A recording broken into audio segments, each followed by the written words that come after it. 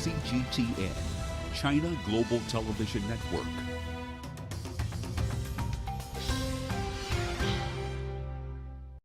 But elections are also expensive affairs.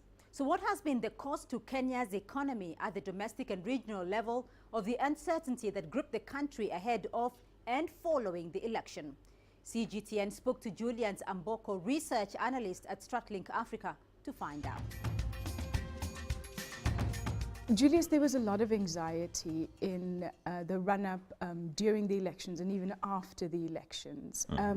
Could you give us a sense how the economy was affected by the just concluded Kenyan elections? Okay, as you'd imagine, just a week later, it's a bit too early to tell, but we do know from history that every election year tends to have slowdown, especially in terms of economic growth, because the anxiety around the business activity and what implications an election would have. This year, fortunately, the incidences of violence and protests were in isolated areas, and we didn't see it spill over into the central business district of the capital city, which was quite, it afforded the business community a sigh of relief. So we are still waiting for the whole scenario to crystallize. So we begin now putting numbers where they actually belong as to the impact that could have been suffered in this regard. Because the slowdown can be directly attributed to people staying away for a whole week from work. Obviously, there are some losses that can be quantified, like the Matatu sector, saying they've lost around 700 million shillings. Do we know what kind of losses other sectors might have suffered? Not quite, because if you look at sectors like manufacturing, if you look at retail, what would happen is that there would be a lag effect even after the election. If you speak to a couple of retailers right now, they're telling you the traffic is yet to pick up to what it actually was before the election.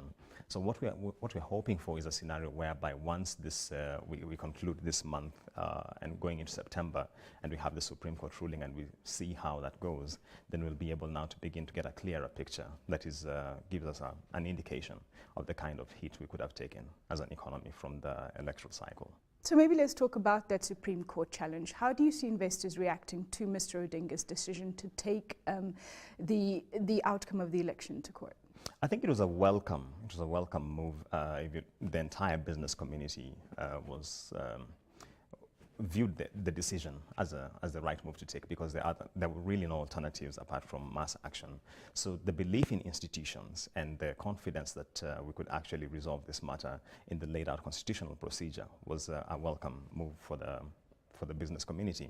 What we hope for is that whichever way the ruling goes, that the sense of calm, the sense of continuity in the business community will be seen to prevail, and hoping that we don't have scenarios where whichever side is ruled to have won, we have episodes of uncertainty again coming into play.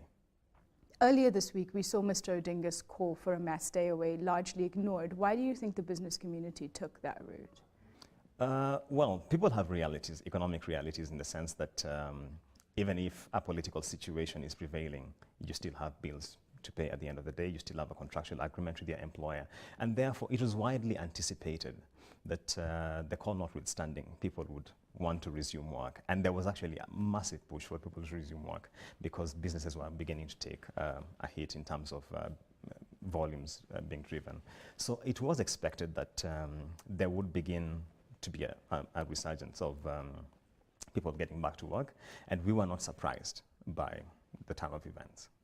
Also, Kenyans really suffered from high cost of living in the run-up to this election, with commodities like unga, milk, sometimes sugar, unavailable at grocery stores. What is the situation like on the ground now? A spot check we conducted about a week ago indicated that, for particularly maize flour, was back in supply in a number of the retail chains. We have seen inflation now going back towards the central bank target band. And therefore, we are confident that in the event that the short rains which should be coming do not fail us, the situation will continue to improve, because the food index was the key factor driving inflation in the run-up to the election. But depending on how the Supreme Court ruling goes and how the impact it has, we could wait to see how food supplies will actually be affected, because as you rightly pointed out, the moment people stay away from their businesses, then supply becomes a challenge. So we are keen to observe how that unfolds. So the Supreme Court will have a direct impact on Kenya's current economic woes as well? I think both direct and indirect, yeah. Yeah, because the immediate perception of how the whole country reacts to the ruling made will be a matter of interest, and also just the lag effect. Now, what happens as a ripple effect 2 months down the line is what now I was referring to as an indirect. One can say when Kenya sneezes, the whole region catches a cold, and it's been a feature for economies that surround the country since 2007. That whatever happens here obviously affects them as well. How can Kenya cushion its economy and that of the East African region from election-related instability? I think that's a matter of strengthening institutions. Yeah, it's all about strengthening institutions. The moment the Electoral Commission is perceived to have a credible process, and then thereafter, even if there are matters of dispute, we see a scenario where the political actors are actually willing to take it to the Supreme Court, yeah, or whichever other courts, depending on the level of dispute.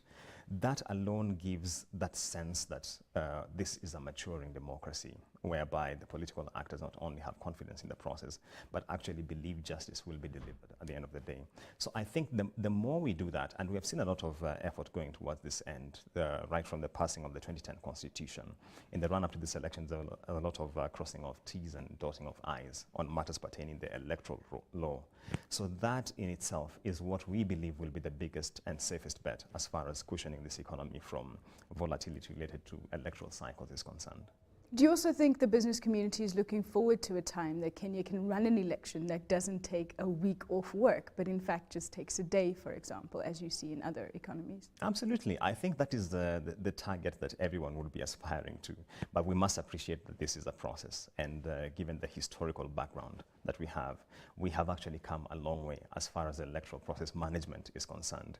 So we are quite optimistic that based on the reforms we have seen in the last 5 years, actually the last decade, that we are making progress as far as strengthening these institutions go, and we are likely to see the same continue because the Kenyan voter has become excessively vigilant of the entire procedure, questioning every point where there is uncertainty, which is a good thing, and we are optimistic that this will continue. Thank you very much. Thank you for your time.